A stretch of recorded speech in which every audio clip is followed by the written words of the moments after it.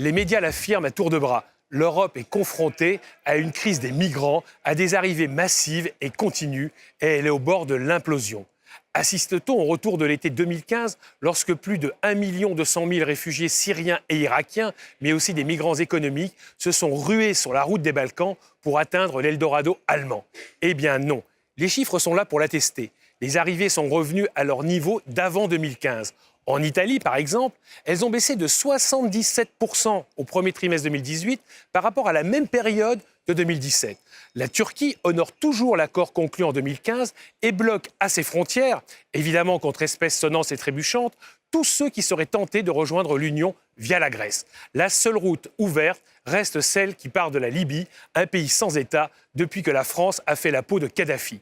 En réalité, s'il y a une vraie crise, c'est dans quelques États membres, là où l'extrême droite xénophobe a empêché les dividendes de la grande peur de 2015.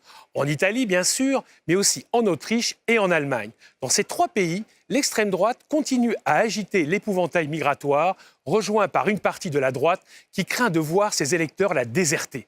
Mais comme l'un de ces États est l'Allemagne, la chancelière Angela Merkel voyant son leadership contesté par la CSU, la branche bavaroise des chrétiens-démocrates, ce problème local est devenu un problème européen.